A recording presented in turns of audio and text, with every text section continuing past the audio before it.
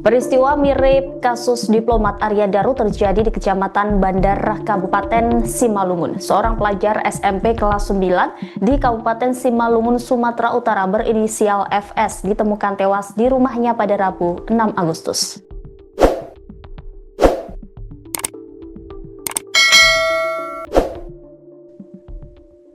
Peristiwa ini menggegerkan warga sekitar karena kondisi korban yang tidak wajar saat ditemukan.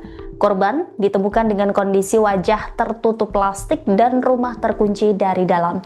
Polsek Perdagangan Polres Simalungun AKP Ferry Purba mengungkapkan berdasarkan ciri-ciri FS sudah meninggal sehari sebelum ditemukan. AKP Ferry pada Kamis 7 Agustus menuturkan bahwa ibu dan ayah korban sudah berpisah. Korban selama ini tinggal bersama ibu dan kakaknya. Namun pada Senin 4 Agustus lalu kakak dan ibunya pergi ke Brastagi, Tanah Karo untuk menemui keluarga besar ibunya.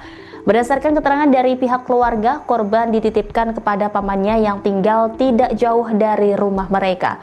Korban ditinggal dalam keadaan sehat dan tidak ada hal yang mencurigakan. Namun pada Selasa 5 Agustus korban sudah tidak bisa dihubungi oleh ibunya. Sehingga sang ibu pun meminta tolong pamannya untuk melihat keberadaan korban. Namun saat dilakukan pengecekan, korban tidak menjawab. Sehingga pamannya memanggil kepala lingkungan setempat bersama personel Polsek Perdagangan untuk mendobrak pintu. Saat itu baru diketahui bahwa korban sudah meninggal dunia. AKP Ferry mengatakan saat melakukan olah TKP korban di kamar yang terkunci dari dalam. Polisi menyebut bahwa kondisi korban diikat tidaklah benar, namun wajah korban tertutup dengan plastik. Secara keseluruhan, tim Inafis Polres Simalungun tidak melihat adanya unsur tindak pidana. Indikasi pembunuhan belum ditemukan karena situasi rumah tertutup rapat dari dalam. Untuk penyebab kematian pasti polisi masih menunggu hasil otopsi dari Rumah Sakit Jasamen Saragih Kota Pematang Siantar.